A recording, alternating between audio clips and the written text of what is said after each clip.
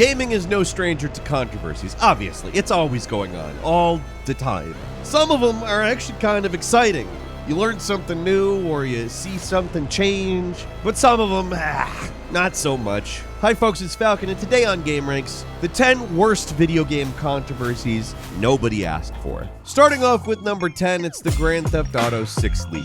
Yeah, we all want to know more about Grand Theft Auto 6. We all know it's there. We all know that it's constantly being worked on. We don't know for exactly how long that's been going on, but we know it's probably been a while. Interestingly enough, Slack, a messaging app, was how they got information because, all they really had to do was get access to Slack, Rockstar Slack, and anything that was shared in between employees, perhaps footage saying, hey, look at this thing is doing this thing, what can we do about that, whatever. It's all there. It's a real big whoopsie daisy in which very early and very tightly controlled information and footage and images got exposed to the public. A lot of people, stupidly, acted like somehow Grand Theft Auto 6 looks terrible when, duh, of course it looks terrible. It's not like in-footage game footage, like when you get a demo that's based on a beta of the game and it says at the bottom of the screen, in development footage. No, it's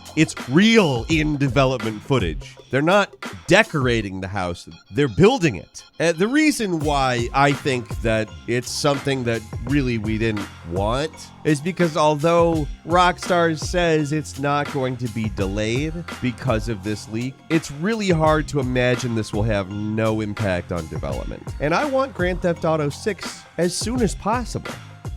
At number 9, and this one gets a big ol' sigh from me, eye rolls and all, cannibalism. Now, I don't like it when watchdog groups start creating little media hype things around some boogeyman in games. They get all mad about, guns and violence in games that, numerous academic studies have shown have no real effect on anything. But, back in 2004, 2005, everybody got all worked up about cannibalism. This includes Joe Lieberman, who is still active, but they were all mad about Stubbs the Zombie, where you play as a zombie and you eat the brains of humans as blood splatters across the screen. Oh yeah, I'll tell you, if there's one thing I'm worried about, it's everybody thinking that they're zombies. These games could influence people to think that they're undead. The president of the National Institute on Media and the Family, which, man, that sounds like a cool job,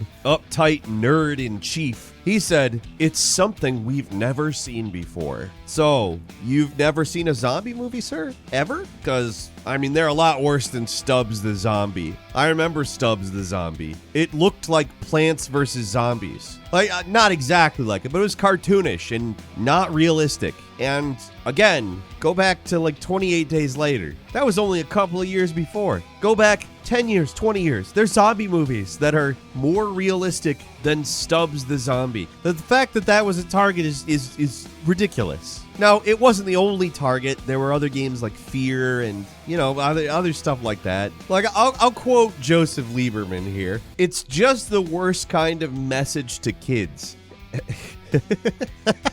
Yeah, the game where you play as a zombie. That's a message. I'm sorry. I actually do believe that media can have an influence on people, but not in this way. Like, there's a number of banned words that I would like to say in response to that. I won't. Just saying. At number 8 is when Kojima was fired from Konami.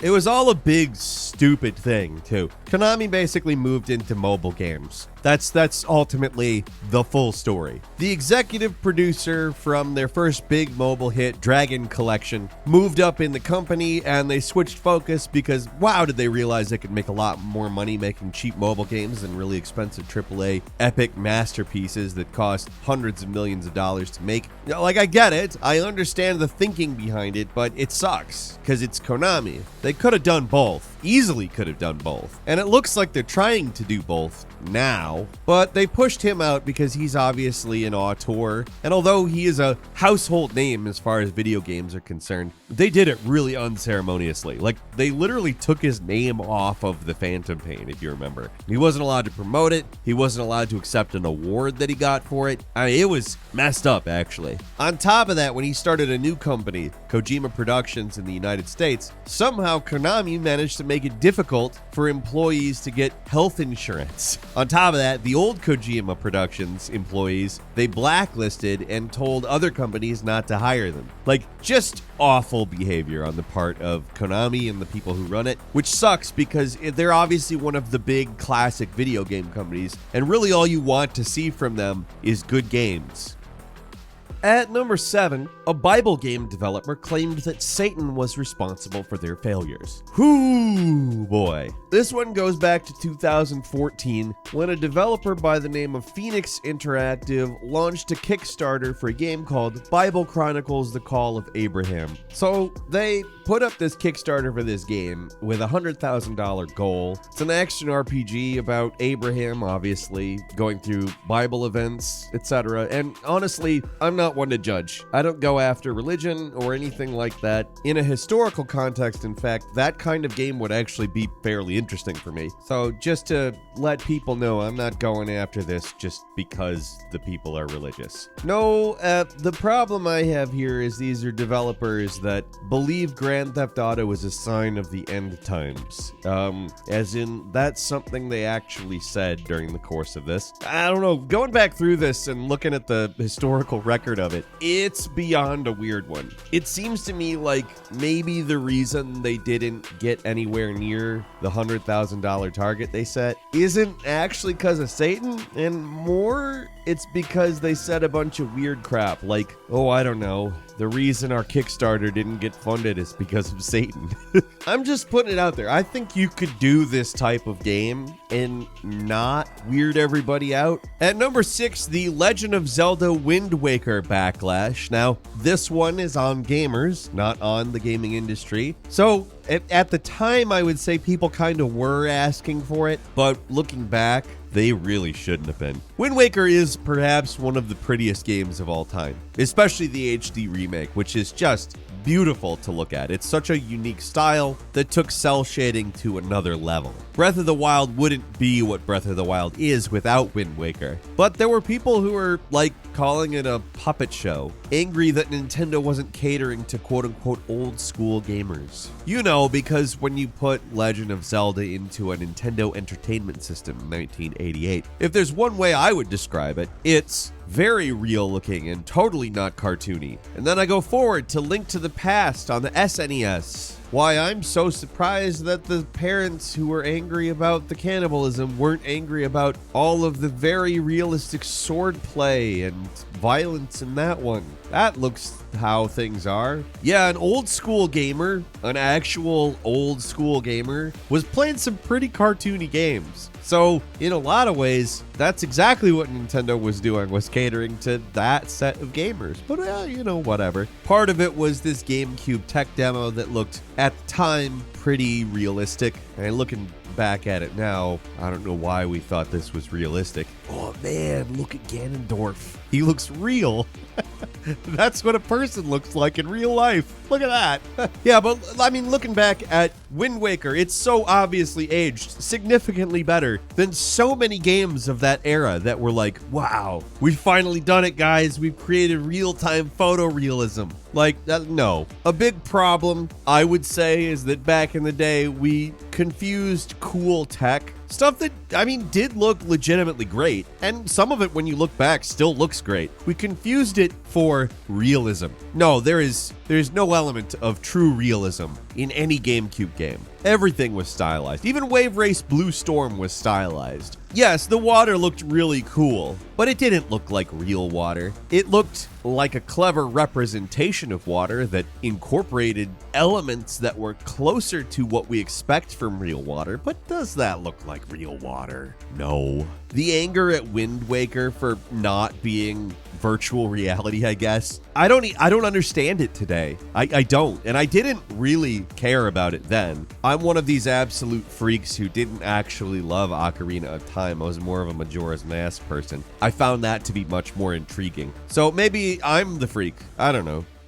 At number 5, the creators of Plague Incorporated had to remind people that their game wasn't a good place to get information on the spread of coronavirus, despite the fact that it did incorporate very realistic mechanics that simulated the spread of disease within its fictional game world. That didn't make it scientific. What happened was when the coronavirus started, a ton of people began playing Plague Inc. to the point where they had to shut down their servers because they couldn't handle it. So after they got that back up and running, they kind of were like, hey guys, we're appreciative of the popularity, don't get us wrong, but we're not telling you how coronavirus works. The company said specifically that they designed a game that's meant to be realistic and informative without sensationalizing serious real-world issues, but that it's not a scientific model and shouldn't be relied upon for information about a real active virus. Now, this one to me seems obvious. I don't think this is a questionable thing for them to say, but it actually caused a bit of controversy. Firstly, in that so many people were joining their game, it was shutting their game down, and people were kind of mad at that.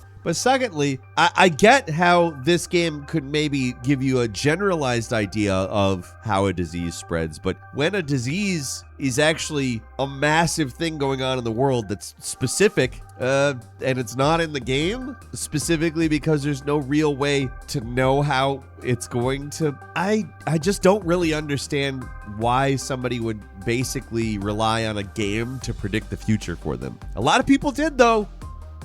At number 4, in 2004, Manhunt got blamed for a murder. A person who was unfortunately murdered, a 14-year-old kid. Really tragic and sad. The parents, well, they blamed the game. And I get that the phrase, don't hate the player, hate the game, applies in a lot of situations. But when, your kid is murdered, I think you should direct that anger at the murderer. To me, it doesn't sound great to be saying, like, who the parents of a murdered kid should be angry at, but I can put myself in those shoes, and I'm sorry, but, like, a game that the murderer played didn't kill my kid. The murderer did.